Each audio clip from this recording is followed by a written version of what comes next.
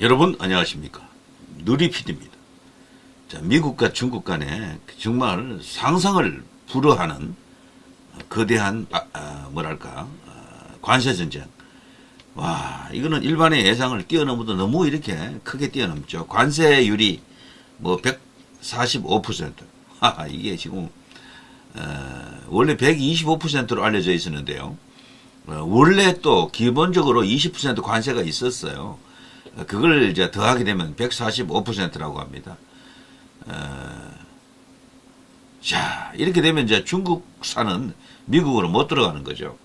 아무리 저가 그래도요, 145% 관세를 때려버리면은 가격 경쟁력이 완전히 죽어버리겠죠.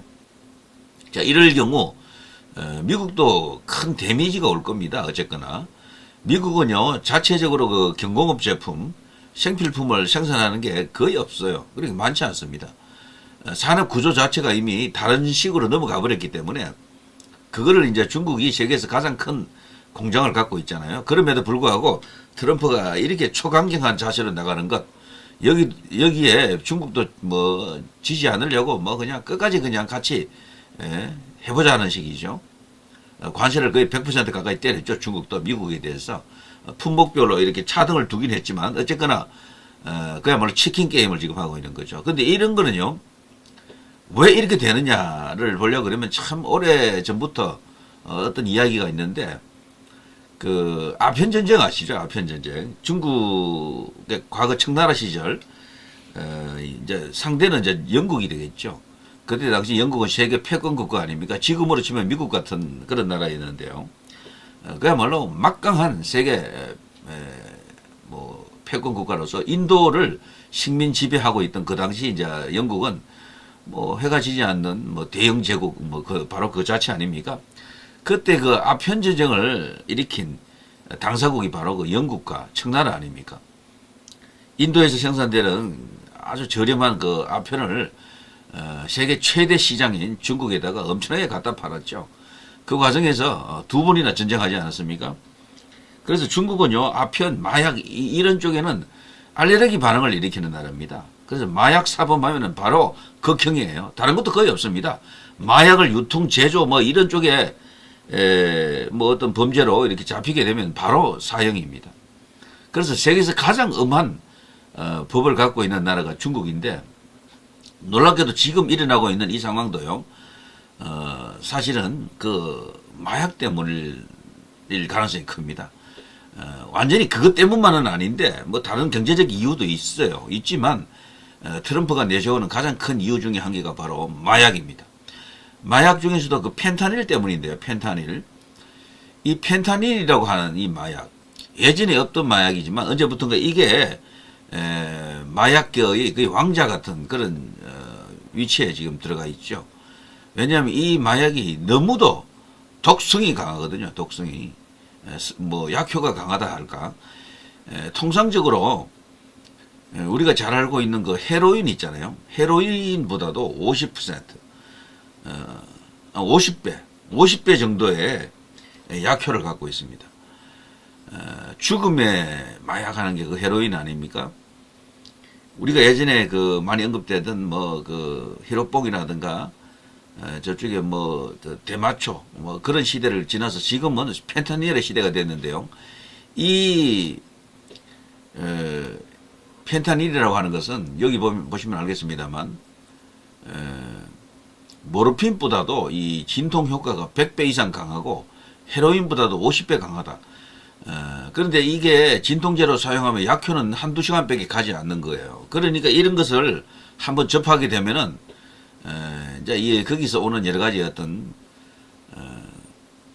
마약 효과로 인해 가지고 사람들이 또 찾게 되는 그런 것들이죠. 그 치명적인 겁니다. 여기 한번 맛을 보게 되면은 계속해서 이제 이걸 찾는 그런 사람들이 많아지게 되는 거죠. 여기 보면 좀비 마약으로 불리고요. 이제 이런 것을 접하게 되면 이제 인격 자체가, 인생 자체가 완전히 이제 황폐화되는 겁니다. 너무도 강한 마약이라서 이것은요, 모든 나라에서 거의 이제 다 금지하고 하고 있고요. 극소수로 모르핀도 안 통하는 그런 환자들에게 미량 이렇게 이제 처방이 되는 그런 마약이다 이렇게 보면 되겠죠. 그런데 미국이 지금 이 마약 앞에 지금 무너지고 있다 그런 말이 많잖아요. 미국의 대도시 가보면 전부 다 좀비들이 지금 길거리에서 지금 흐느적거리는 곳이 너무도 많다 그래요. 미시건주 그리고 뭐 캘리포니아 등등 해서 너무도 많은 그런 마약 좀비들이 있는데요. 마약에 빠져가지고 인생이 끝난 그런 어떤 불쌍한 가련한 인간들이 너무 많습니다. 트럼프가 그런 것에 대해서 정말 분노하는 인물 중에 한 명이죠. 날로 커지는 펜타닐 위험성 뭐 등등 해서 이런 뉴스들 나왔습니다. 그런데 중국은 그 사실 마약을 제조 안 하거든요. 마약에 대해서 그렇게 엄격한 어떤 그런 법을 갖고 있기 때문에 마약을 만들 수가 없습니다. 중국에서는. 그런데도 왜 이렇게 하느냐. 이 마약이 미국으로 들어오는 경로는요. 주로 제조하는 것은 멕시코가 이제 제조 공장인데 원료가 있잖아요. 거기 마약 제조에 필요한 원료들 그리고 거기에 들어가는 화학 약품들, 화학 성분들 이런 것들을 중국이 세계에서 가장 많이 제조합니다. 이걸 이제 보내는 거죠. 그런 거를 이제 이렇게 수입하거나 수출해가지고 멕시코에서 완제품으로 만든 뒤에 이걸 이제 가까운 미국으로 대량으로 유통하고 있다. 근데 이것을 일러서 혹자는 그러죠. 제2의 아편전쟁이다. 제2의 아편전쟁. 자, 여기 보시면요. 미중 관세 전쟁까지 촉발한 펜타닐 중국 안 막나 못 막나. 한겨레 신문 같은 데서도 이게 벌써 작년 11월 기사에 이런 게 나왔잖아요. 중국이 사실은 마약을 완제품을 생산하는 게 아니기 때문에 중국 자체적으로는 그것을 이렇게 완전히 차단시킬 수 있는 방법은 없어요. 다만 펜타닐이 이렇게까지 미국으로 흘러 들어오는 데 있어서 좌우지간 그 원료 재료는 전부 이제 대부분 중국에서 온다고 보고 그것을 차단해야 되는 어떤 노력 이것을 중국에서 거의 하지 않고 있는 거죠. 이렇게 되니까 이걸 일러서 혹자는요. 제2의 아편전쟁이다. 물론 아편전쟁 자체가 과거에 1차, 2차 두 개가 있었지만 그때를 하나로 본다 그러면은 지금이 중국이 이 서방에 대한 적개심, 뿌리 깊은 적개심 중에 한 개가 바로 이 마약이거든요. 그 대영 제국이라고 하는 세계의 패권국가가 중국 시장이라고 하는 거대한 시장에다가 마약을 엄청나게 팔아가지고 중국을 황폐화시켰다. 중국 인민들을 그냥 흐느적거리게 만들었다고 뭐 이제 여기는 그런 것들도 있어요. 그래서 복수하고 있다. 복수극이다. 이제 이런 어떤 주장도 있는 거죠. 자, 아무튼 그런 것도 있습니다. 있는데 어쨌거나 과거는 과거고요. 미국은 영국이 또 아니고요. 그래서 지금 트럼프 입장은 완전히 다릅니다. 중국, 미국의 타국의 책임 전가인데 펜타닐 원료 공급을 부인하고 있지만 사실 이것은 믿지 않습니다. 중국에서 그 발표하는 여러 가지 어떤 중요한 자료들 여기에 신뢰도가 그렇게 높지 않기 때문에 미국은 이걸 전혀 믿지 않고 있습니다. 자, 아무튼 미국과 21세기판 아편전쟁 벌이는 중국 이건 바이든 때도 벌써 진행이 되어 있을 거예요. 트럼프가 훨씬 강한 톤으로 지금 하고 있는 거죠. 자, 이 펜타닐을 계기로 트럼프가 이것 하나만 문제 삼겠습니까? 드디어 본격적으로 미중 전쟁이 이제 벌어졌다라고 보면 되고요. 여기서 아마 끝장을 보려고 할 겁니다. 중국이 이대로 놔두면은 G2 위치에 이제 올라온다라고 보고 그 전에 이제 싹을 자르려고 하는 것이다라고 보는 그런 시각이 우시합니다. 자, 중국 하면요. 흔히 이제 이들 시대를 거치면서 완전히 다른 나라가 됐죠. 완전히 다른 나라. 위에 사진 여기 보시면요. 여기 누굽니까? 닉슨, 모대똥, 마오쩌둥, 그리고 키신저, 그리고 저원라이, 주얼레 이런 사람들이 나타나죠. 바로 핑퐁 외교를 통해서 미국과 중국이 주계 장막 속에 갇혀있던 중국이 수교를 했잖아요. 이 당시까지는 중국은 그야말로 극빈국가였죠. 아주 뭐 힘없는 나라였습니다. 총 GDP가 일본의 30%도 안 될 때였어요. 이 당시 중국은.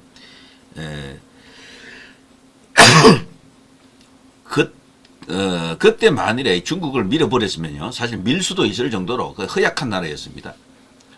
그런데 어쨌거나 그 중국이 지금은 미국이 이제 맞짱 깔려고 하는 나라로 이렇게 이제 둔갑해 있는 거죠. 이 당시 닉슨 키신저 같은 경우에는요. 중국을 하나의 거대한 시장으로 이제 봤을 수가 있는데 물론 다른 이유도 있겠습니다만 근데 시장이 그냥 시장으로만 남아 있는 게 아니고 이들이 이제 힘을 갖고 이제 미국과 대등한 위치에 서려고 하는 거죠. 그래서 전국적으로는 미국까지도 이기버리려고 하는 게 이 중국입니다. 그래서 지금 중국을 견제하는 목소리 속에서는 중국을 여러 나라로 찢어버려야 된다. 10나라 정도로, 뭐 12나라 정도로 찢어야 된다. 뭐 이런 주장도 있습니다. 자, 보시면요. 등소평의 시대부터 이게 뒤집어졌죠, 사실상. 등소평이 이제 흑묘, 백묘, 그 유명한 흑묘, 백묘, 흰 고양이든 검은 고양이든 쥐만 잘 잡으면 된다라고 하면서 드디어 개방을 시작했죠. 그러면서 이제 자본주의를 경제적 자본주의를 시작했던 거죠. 정치는 여전히 공산주의, 사회주의, 중국식 뭐 사회주의 이런 식으로 가지만 경제만큼은 서방의 원리를 어느 정도 차용을 합니다. 그때부터 중국이 일어서기 시작했다. 그러면서 세계의 공장이 이제 되고 있었죠. 뭐 어마어마하게 우리나라에서도 그렇고요. 소위 이제 이 선진국 중에 중국에다가 공장을 짓지 않은 그런 나라가 없습니다. 그게 바로 도광양회죠. 빛을 감춰 밖으로 새지 않도록 한 뒤 힘을 이제 축적한다. 무서운 사람입니다. 이 등소평. 저는 오늘날 중국을 만든 가장 큰 원인은 이 등소평으로 봅니다. 한국으로 치면 박정희 같은 존재죠. 이 사람이. 근데 이 사람이 사실 자신의 롤 모델이 바로 박정희 대통령이거든요. 박정희 대통령에게서 배웠다 그러죠. 그리고 박정희 대통령 공부해서 그런 식으로 리더십을 확보한 인물 중에 또 푸틴도 있죠. 푸틴도. 자, 또 저 싱가포르 같은 경우에 이광요, 리칸유도 박정희와 관계가 굉장히 깊은 인물이고요. 자, 아무튼 이 이제 도광양해를 통해서 중국이 이제 일어서는 어떤 기초를 다졌다라고 보면 되고요. 그 다음에 나오는 게 장제민이죠. 장제민. 장제민은 유소작위입니다. 유소작위. 이제 힘도 좀 생겼으니까 해야 할 일을 적극적으로 나서서 하겠다. 중국이 중국하겠다라는 걸 시작했던 게 이 장제민 시대입니다. 이 등소평은 안으로 경제개발, 밖으로 현상유지. 그리고 여기 장제민은 미국 중심 세계 질서를 수용하지만 실력을 키워서 언젠가는 맞서겠다라는 의지를 이렇게 갖게 되는 거죠. 그리고 또 하나 이제 등장하는 인물이 이제 후진타오죠. 여기 중국은요, 이 국민들이 직접 이 지도자를 뽑는 게 아니잖아요. 여기는 격대 지정입니다. 이 후진타오를 지정한 사람이 바로 이 등소평이고요. 그리고 여기 지금의 시진핑을 또 지정한 사람이 여기 장제민입니다. 이걸 격대라 그래요. 다음 지도자를 현 지도자가 이렇게 지정하는 게 아니고 그 다음을 지정합니다. 이게 여러 가지 어떤 내부적 문제를 해소하기 위해서 중국 나름의 권력 어떤 창출 어떤 방식인데요. 정말 특이하죠. 이런 식으로 그 권력을 유지하는 세계 유일의 국가다. 이렇게 보면 되겠죠. 자, 어쨌거나 이 후진타오 시대에 와가지고요. 화평굴기라 그러죠. 화평굴기. 평화롭게 우뚝 일어선다. 드디어 이제 힘이 이제 생겼으니까 일어선다라는 거죠. 막강한 경제력이 생겼고, 이제 이걸 이제 무기화해가지고요. 세계를 향해서 이제 뻗어나간다. 이런 겁니다. 힘의 외교가 이제 본격적으로 이제 실시되고요. 이걸 돌돌피빈이라 그러죠. 돌돌피빈. 기시가 등등할 정도로 힘이 생겼다라는 거죠. 참고로 말이죠. 이 후진타오 시대 때 중국이 엄청나게 성장했습니다. 그 연평균 경제 성장률이 뭐 10% 이상은 가볍게 찍던 장제민 후반기도 그렇고요. 이 당시에 이제 중국이 완전히 궤도에 올라갔다라고 이제 보는 측면이 있습니다. 물론 수치적으로는 좀 과장된 허수가 있긴 해도요. 어쨌거나 중국의 외형, 몸집이 볼륨이 엄청나게 커진 것은 사실이죠. 자, 이런 것들이 드디어 시진핑 때 와가지고요. 이제 힘이 너무도 커져가지고 자기 딴에는 주체할 수 없는 상태가 된 거야. 그러니까 드디어 이제 더 이상 참지 않겠다라면서 대국 굴기입니다. 대국 굴기는 옛날부터도 서방의 그 영국이나 뭐 등등 수십 많은 패권 국가들이 있었잖아요. 스페인 등등. 그 세계 패권 국가들이 일었을 때 그 과정을 이제 대국이라고 대국 굴기다 이렇게 이제 말하는데 이제 중국에도 이 대국 굴기가 이제 이 시진핑 때 와서 이거 숨기지 않는 상황이 됐죠. 큰 나라로 우뚝 선다. 이제 미국과 대등한 상태로 1대1로 한번 붙어보겠다 이런 식이죠. 세계 평화 발전 협력 축으로 글로벌 주도권 장악이라고 합니다만 중국이 이제 우리가 과거 구소련이 갖고 있던 그 위치에까지 왔다라고 보면서 이제 미국과 동등한 자격을 지금 요구하는 그런 그 과정 속에서 세계를 향해서 여러 가지 어떤 전략을 펼치는 그런 식이죠. 이걸 주동작위다라고 합니다. 해야 할 일을 주도적으로 한다. 그리고 여기에 이제 등장한 수단들이 중국몽이죠. 중국과 함께 갑시다. 위더 중국, 위더 차이나죠. 1대1로 육해상 신실크로드. 이래서 주변 아시아 국가들 그리고 아프리카 사하라 이남에 있는 아프리카 국가들이 주 타겟팅이었죠. 우리나라는 여기 1대1로 들어가지 않았고요. 북한도 들어가지 않았습니다. 어쨌거나 여기 중앙아시아도 그렇고요. 많은 나라들이 이 1대1로 중국몽, 이탈리아 같은 나라도 여기 들어갔다가 지금 탈퇴했죠. 뭐 등등 수없이 많은 나라들이 여기에 지금 들어가 있고 이것 때문에 중국이 오히려 망하고 있다라는 그런 이야기도 많습니다. 여기에 너무도 많은 돈을 퍼부었거든요. 1대1로 하자면 돈이 좀 필요하겠죠. 그래서 필요한 나라에다가 뭐 인프라 건설을 해준다거나 뭐 여러 가지 어떤 돈을 갖고 회유를 합니다. 그런데 그것이 너무 지나치다 보니까 시진핑이 그것 때문에 재무덤을 팠다라는 이야기도 있죠. 이 자본시장 흐름이 이상해졌고요. 중국이 그것 때문에 중국 인민들에게 엄청난 불만의 요소가 되었다라고 하죠. 한때 중국 은행들이 돈이 없어서 인출이 안 되는 그런 시대가 있었다 그래요. 그러니까 1대1로 너무 하다가 시진핑이 재무덤 파고 있다. 자총수다. 자살골 넣었다. 이런 어떤 전망이 있습니다. 그래서 시진핑이 자기 임기를 다 채우지 못하고 무너진다라는 그런 이야기도 없잖아 있죠. 자, 아무튼 현재 일어나고 있는 이 전쟁을 보면 결과를 예단하기는 쉽지 않지만요. 이게 한 방에 끝날 전쟁은 아닙니다. 앞으로 꽤 오래 갈 거예요. 10년 이런 식으로. 근데 트럼프 같은 존재가 있기 때문에 그걸 좀 당길 수가 있겠죠. 결과를. 트럼프는 어쨌거나 이번에 이걸 계기로 중국을 반쯤 허리를 분질러 놓을 생각인데 과연 중국이 여기에 순순히 당하고 있을 것인가? 세계가 정말 명수가 싸운다라고 이제 봐야 되겠죠. 중국을 허약하게 이제 보는 사람들도 있지만 어쨌거나 지금은 과거에 우리가 알던 그 중국은 아니죠. 어쨌거나. 자, 그러나 트럼프는 모든 걸 알고 있습니다.